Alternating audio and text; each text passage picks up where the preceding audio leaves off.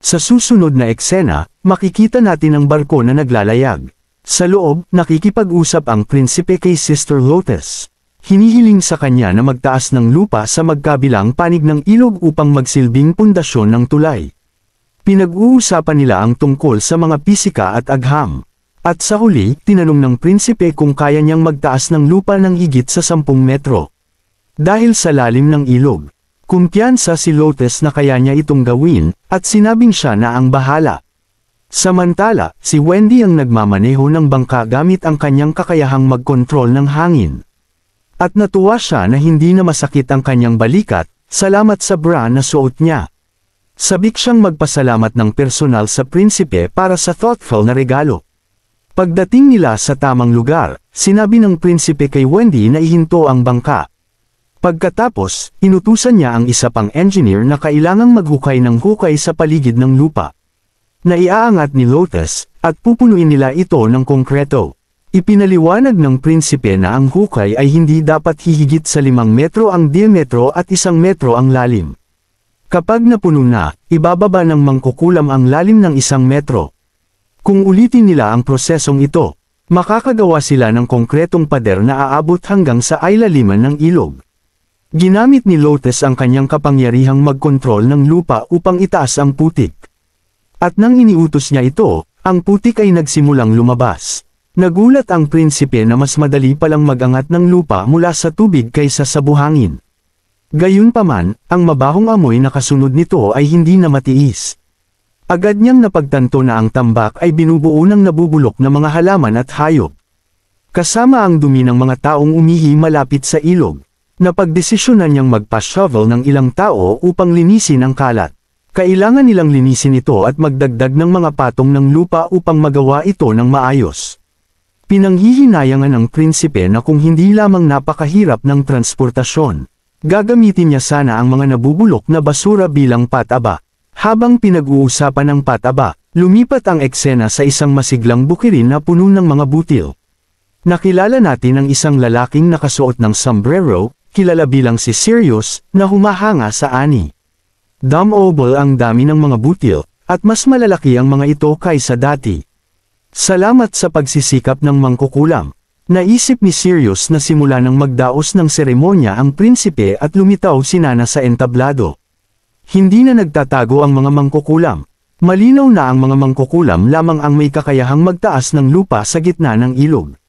Bigla na lang, 2 tao ang lumapit kay Sirius. At tila hindi siya natuwa na makita ang mga ito. Sigurado siyang magtatanong na naman sila ng paulit-ulit na mga tanong.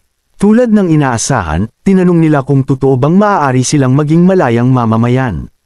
Magkaroon ng sariling mga bahay, mag-aral. At 70% lang ng kanilang ani ang kailangan nilang ibigay. Nagtanong din sila ng iba't ibang katanungan tungkol sa kanilang mga bagong oportunidad at karapatan.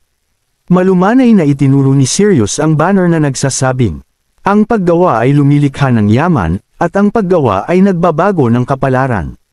Ngumiti siya at sinabi na ibig sabihin nito kung magpupursige sila. Magiging malayang mamamayan sila gaya ng ipinangako ng prinsipe. At siguradong matutupad ang pangakong iyon.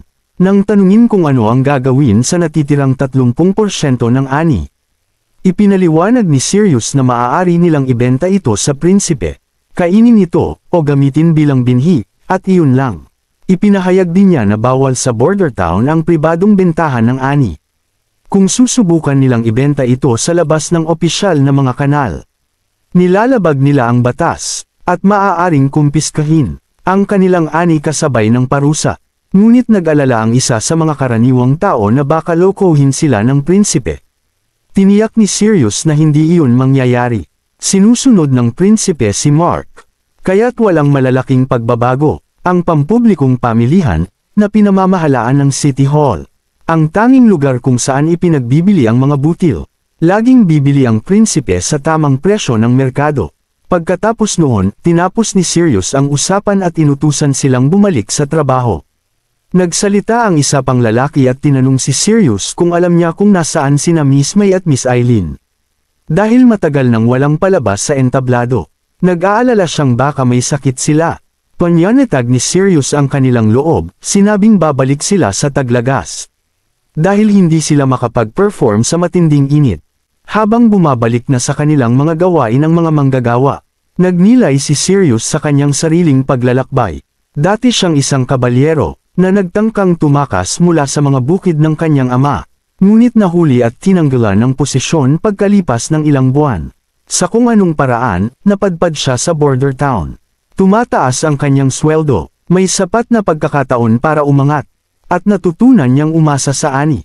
Sa susunod na eksena, natapos na ng mga magsasaka ang pag-aani ng lahat ng butil at sinimulan na rin ang pagsusunog ng natirang dayami.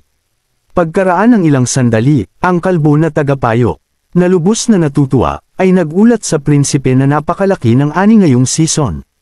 Ipinaliwanag niya na, ayon sa pagtataya ng City Hall, 4 na beses na mas mataas ang kanilang mga export kumpara dati. At ang kanilang pinakamagaling na bukid ay nag-produce ng 6 na beses na mas malaki. Ibig sabihin, higit pa ito sa sapat upang pakainin ang lahat ng kanilang mga tao. Ngumiti ang prinsipe sa magandang balita. Masaya na alam niyang hindi na mauubos ang laman ng kanilang mga bodega. Idinagdag ng kalbong tagapayo na sa karagdagang mga manggagawa at mas maraming magsasaka, madali nilang masusuportahan ang 50 hanggang 60,000 katao. Lalong natutuwa ang matandang tagapayo, habang iniisip niyang lalago ang kanilang bayan patungo sa pagiging lungsod. At sa kalaunan ay lumawak pa sa buong kontinente. Sa mundong ito, ang paglaki ng lungsod ay kadalasang naaayon sa supply ng pagkain. Ang isang malaking lungsod gaya ng Cabecera, na may 20,000 katao, ay nangangailangan ng maraming kalapit na nayon upang mapakain ang lahat. Ngunit sa mga bagong makinaryang ginawa ng prinsipe, ang trabaho ng isang tao ay maaaring magpakain ng 10,000 katao. At ang malalaking ani sa border town ay dahil sa pinahusay na butil ni Sister Leaf. Nalaman din natin na binawasan ng prinsipe ang dami ng mga magsasaka nang hindi binabawasan ang produksyon. Kaya't maaari na siyang mag-focus sa pagmamanupaktura, dahil naisaayos na ng pang-agrikulturang team ang pinakamahusay na mga estratehiya sa pagsasaka. Gamit ang mga metal na kagamitan at makinarya, patuloy pang gaganda ang kanilang mga export. Sa susunod na eksena, ang prinsipe ay umakyat sa isang pedestal at pinukaw ang mga tao. Alam niyang sabik na silang makarinig ng magandang balita, kaya sinabi niya ng direkta. Ang City Hall ang mag-aasikaso ng pagpapalaya ng lahat bilang mga malayang mamamayan. Maaari kang pumili kung ipagpapatuloy ang pagsasaka o subukan ang ibang trabaho sa bayan. Kapag natapos na ang anihan, iaanunsyo nila ang mga detalye tungkol sa promosyon ng pagiging mamamayan.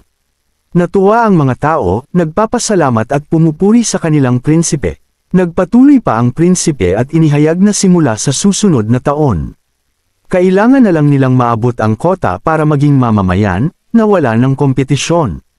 Sa madaling salita, kung magsisikap ka, maaari mong iwan ang iyong pagkakakilanlan bilang alipin.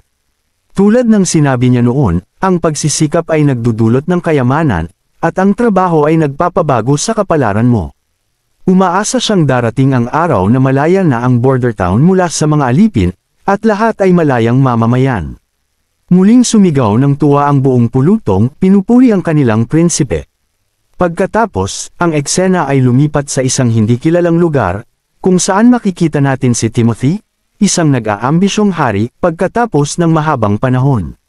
Nasa isang opisina siya, nakahiga sa kanyang upuan at kakaibang inaamoy ang lamesang kahoy.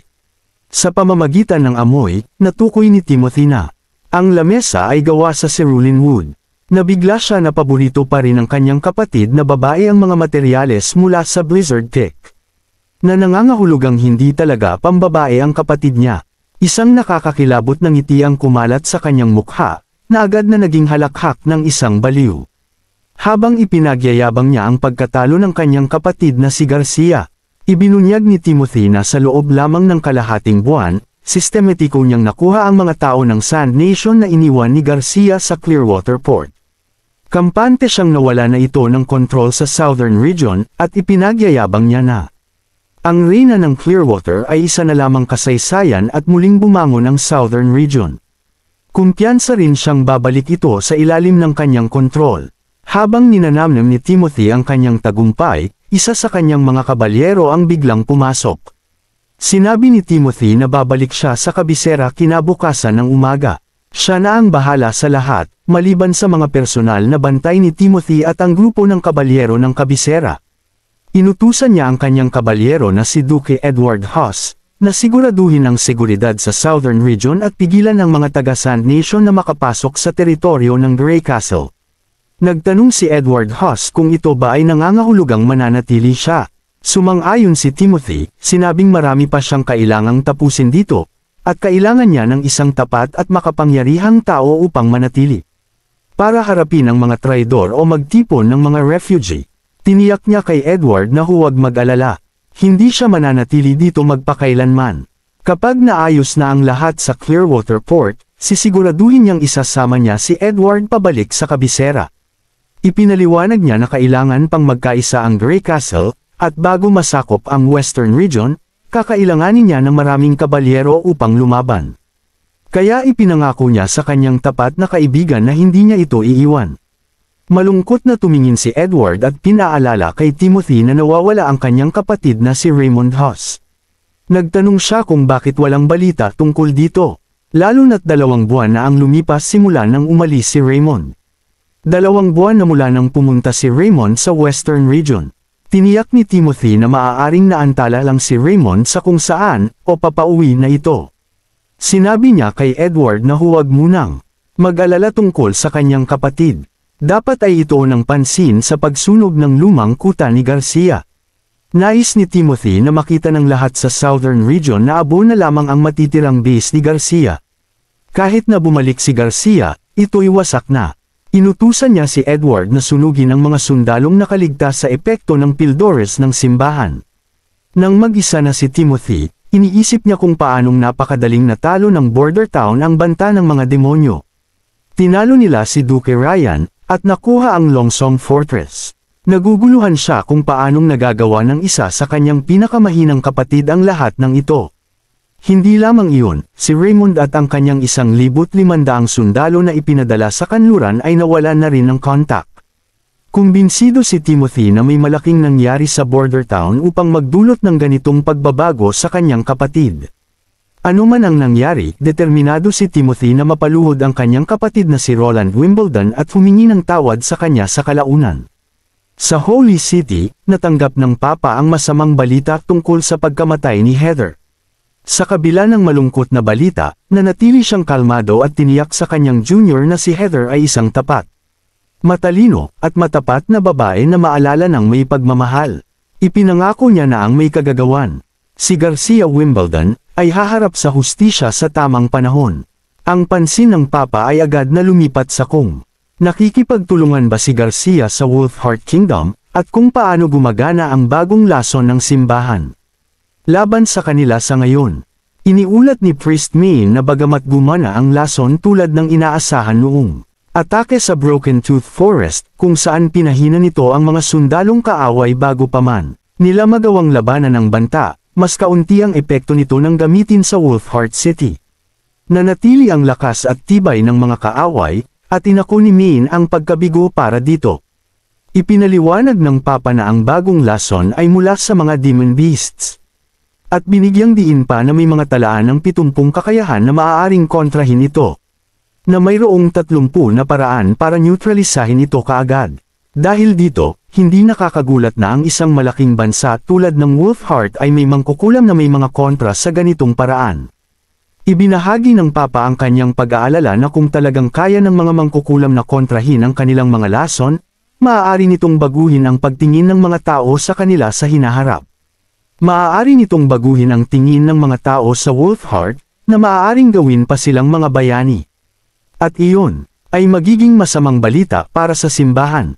Ipinaalala niya kay Min na huwag masyadong magtampo sa pagkawala ng kanilang hukbo ng judgment at divine punishment, dahil maaaring makaapekto ito sa kanilang mga mahalagang desisyon, at ayaw nilang lumamig ang labanan.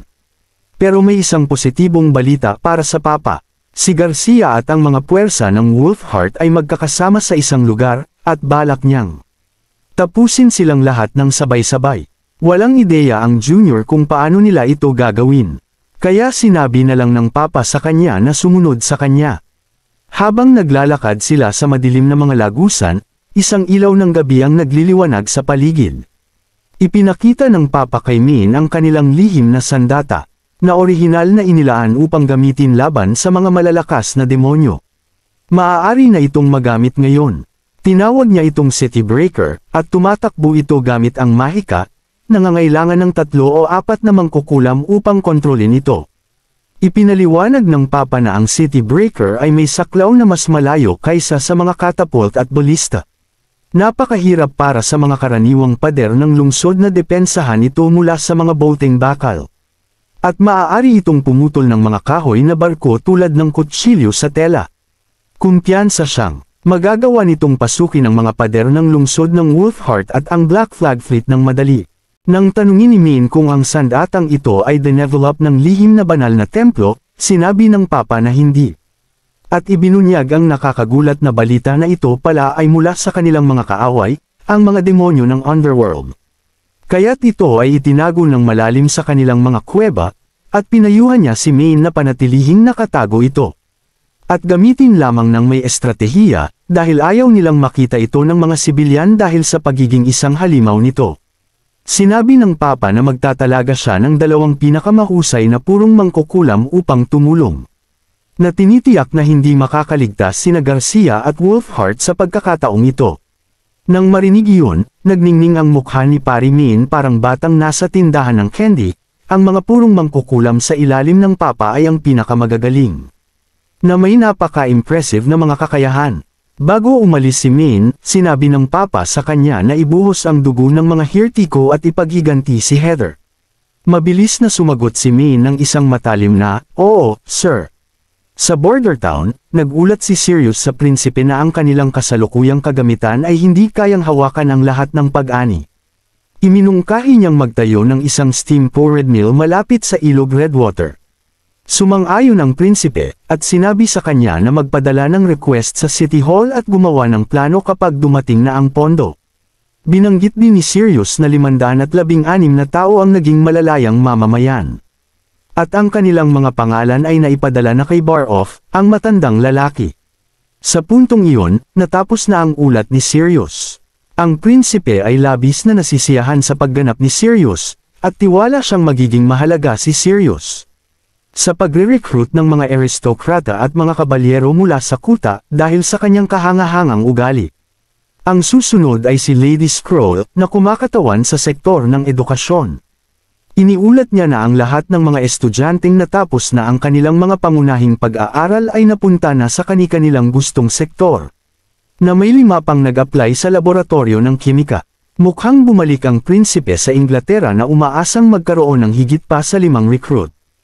Kung hindi, ang bagong tayong mga laboratorio ay maaaring matagal na walang laman. Kahit si Kyle Sitchie, ang pinuno ng Departamento ng Kimika ay nababahala tungkol sa kakaunting mga aplikante. Pagkatapos ay tinanong ng prinsipe si Kyle na mag-ulat tungkol sa sitwasyon ng kanyang departamento. Si Kyle, na hindi mahilig sa mga pagpupulong, ay malinaw na ipinaabot na hindi siya para sa pag-aaksaya ng oras, at iminungkahi na humanap ng bagong kinatawan para sa departamento kung ito ang magiging rutina. Pagkatapos ay itinuro ni Kyle Sitchie na kailangan niya ng mas maraming tauhan. Ang mga bagong assistant ay bata, ngunit mabilis silang natututo, at tila epektibo ang pangunahing edukasyon. Binanggit din niya na kung bibigyan siya ng prinsipe ng access sa Chemistry 201, maaari na siyang makabuo ng paraan upang makagawa ng acid sa mas malaking sukat. Ang susunod ay isang lalaki na may salamin, na nag-uulat tungkol sa progreso ng infrastruktura sa border town. Tinatalakay niya ang lahat mula sa mga tulay hanggang sa mga tirahan at pader ng lungsod. Huwag nating kalimutan si Captain Iron Axe, na nag-uulat na ang ikalawang hukbo ay natapos na sa kanilang basic training at handa ng magmarcha papunta sa Longsong Fortress anumang oras. Maliban sa Artillery Division, lahat ng sundalo ay lumipat na sa paggamit ng revolving rifles. Sa bagong hukbo, handa na ang hukbo na sumabak sa susunod na antas ng labanan. Sa puntong iyon, natapos na ang pulong. Pinuri ng prinsipe ang lahat sa kanilang mga kontribusyon at inihayag na magkakaroon ng pagtaas ng sweldo. Mula ngayon, ang mga pinuno ng departamento ay makakatanggap ng 2 gintong royal kada buwan, at tataasan din nila ang sweldo ng kanilang mga empleyado ng naaayon. Sa wakas, inihayag ng prinsipe ang highlight ng araw, ang kanyang plano na palawakin ang border town upang maging isang tunay na lungsod. Nagsasalita siya tungkol sa isang napakalaking pagbabago na magpapalawak sa lungsod pakanluran patungong Badlands, silangan patungong Longsong Fortress, at timog patungong dagat. Ang mga nakapalibot na bundok ay magsisilbing kanilang natural na pader, na gagawin ng lungsod na mas malaki kaysa sa kabisera o anumang lungsod sa 4 na kaharian. Ibinigay niya ang diin na ang kailangan lamang ay masigasig na pagtatrabaho at paghahanda upang gawing metropolita na kahanga-hanga ang border town na hihigitan ang lahat. Nang makaalis na ang lahat, naglabas ng alalahanin ang matandang si Berev. Sa kabila ng matagumpay na pag-aani kamakailan, ang kaba ng bayan ay nauubusan na ng pondo. Pagkatapos magbayad kina Margaret sa Merchant Guild, at kay Theo, mahigpit na ang pera, na may humigit kumulang 2,000 gintong royal na lang ang natitira. Na isang mapanganib na mababang balanse. Tiniyak ni Prinsipe Roland kay Berev na may paparating na kita. Dahil inaasahang bibili ang Margaret Guild ng isa pang set ng steam engine sa lalong madaling panahon. Gayun din, ang high-pressure canisters at hydrogen replacements ay mangangailangan ng kaunting pagsasaliksik mula sa Departamento ng Kimika. Kapag natapos na iyon, plano nilang magbenta ng mga hot air balloon at hydrogen refills. Sisingilan sila ng 50 royal kada refill, na may libreng refill pagkatapos ng 10, na dapat magbigay ng tuloy-tuloy na daloy ng kita. Sa usapang Departamento ng Kimika, pagkatapos ay itinuro ni Berev na kailangang pagbutihin ni Kyle Sitchi ang kanyang mga kasanayan sa pakikisalamuha, dahil madalas siyang magaspang. Hindi ito alintana ng prinsipe, dahil ang kanyang mga kakayahan ay hindi matatawaran. Sa huli, ang mga siyentipiko ay hindi kilala sa paggugol ng maraming oras sa sariwang hangin. Habang lumalalim ang gabi, si Kyle Sitchi, totoo sa kanyang pagiging siyentipiko, ay abala pa rin sa kanyang mga pag-aaral. Nagsisikap siya sa periodic table at mga equation, bagaman hindi na natin kailangang pag-usapan pa ang mga detalyeng iyon. Ang malinaw ay si Kyle ay nagsusumikap ng husto, determinado na mapuno ang mga laboratorio at malaman kung paano makagawa ng acid. Ang kanyang pangunahing layunin ay makuha ang chemistry 201 mula sa prinsipe, bagaman kung ano ang eksaktong ibig sabihin yun ay nananatiling isang misteryo sa atin. Mukhang maraming nakasalalay kay Kyle dito, at pinipilit niya ang kanyang sarili hanggang sa limitasyon upang makamit ang kanyang layunin. Ang susunod na eksena ay nagdadala sa atin sa isang misteryosong kuwebo kung saan makikitang nag-e-explore ang mga mangkukulam. Bigla silang huminto, at tinanong ni Nightingale si Sylvie kung dito ba naghahati ang tunnel. Tumalon si Lightning at nagbigay ng eksaktong mga tagubilin, sinasabing dapat silang magsimula sa pangalawang pinto, habang si Sylvie ay nagdagdag din ng kanyang opinyon upang gabayan ang koponan sa tamang direksyon. Pagkatapos ng kaunting paglalakad-lakad, itinuro ni Lightning na may isa pang pintong kailangang suriin. Agad na naglaho si Nightingale mula sa kanyang lugar at muling lumitaw sa unahan, hinihimok ang lahat na umalis sa kanilang daan. Si Sylvie, na pinapanood ang nangyayari, ay bahagyang nakikita ang mahika ni Nightingale kapag ito'y nawawala, ngunit hindi niya makuha ng malinaw ang anyo o mga galaw nito. Naalala niyang sinabi ni Tilly na si Nightingale ang pinakahanda sa labanan na mangkukulam sa Union na dapat niyang bantayan. Lumabas na ipinadala ng prinsipe ang lahat sa mga minang ito dahil sa isang lumang alamat tungkol sa isang sinaunang halimaw na nakatira rito. Sinabi niya sa kanila na magulat pagbalik nila mula sa kanilang paglalakbay. Dahil sa panganib, isiniwalat ni Sylvie na partikular na pinili si Nightingale para sa misyong ito dahil sa alamat na ang mga minang ito ay minsan ng pugad ng isang sinaunang halimaw at may mga nawawalang manero. Biglang huminto si Sister Lucia sa kanilang paglalakbay at umupo upang suriin ang ilang mineral na napansin niya, dahil iniisip niyang baka interesado ang prinsipe rito. Pagkatapos ng kanilang sandaling paghinto, sa wakas ay narating nila ang pintuang numero 23, ang hinahanap nila. Lumapit si Sylvie, gamit ang kanyang kakayahan upang suriin ito. Matapos ang masusing pagsisiyasat, malinaw niyang naramdaman na walang mineral dito, ngunit may ilan sa mas malalim na bahagi. May 4 na lagusan, Isa rito ay tila pababa ang daan. Nabighani si Lightning sa pababang lagusan at tinanong si Sylvie tungkol dito. Sumagot si Sylvie na baka ito'y humantong sa isang deposito. Mukhang medyo pagod na rin siya, marahil dahil sa paggamit ng kanyang mahika. Pagkatapos ay itinuro ni Nightingale na hindi nila malalaman hanggat hindi nila ito sinisiyasat. Kaya sa huli, narating nila ang pababang lagusan na matarik mula sa kanilang kinatatayuan. Nagkomento si Nightingale na mukhang malalim ito, at si Lucia, na nakakaramdam ng kaba, ay nagsabi na parang may nagmamasid sa kanya at iminungkahi na magmadali silang bumalik pagkatapos ng kanilang investigasyon. Muling sinuri ni Sylvie ang lugar at napansin na walang mga mineral sa paligid, kaya marahil ay dapat na silang umalis. Ngunit bigla niyang napansin ang kakaiba. Nang sinubukan niyang suriin ang gitnang daan, wala siyang makita. Tinanong ni Lightning kung ano ang ibig sabihin nito, at kung pagod na ba si Sylvie sa paggamit ng kanyang mahika. Ipinaliwanag ni Sylvie na hindi siya nauubusan ng mahika, ngunit tila may pumipigil sa kanyang paningin. Nagdesisyon si Nightingale na siya na mismo ang mag-iimbestiga at sinabi sa ibang mga babae na manatili sa likod. Gayunpaman, mabilis siyang pinigilan ni Sylvie, sinasabing maaaring may nagdudulot ng ganitong epekto at maaaring mapanganib ang pagpasok. Tinanong ni Nightingale kung ano ang ibig niyang sabihin, at ipinaliwanag ni Sylvie na tila may mga judgment stone na nakaharang kaya hindi gumagana ang mahika.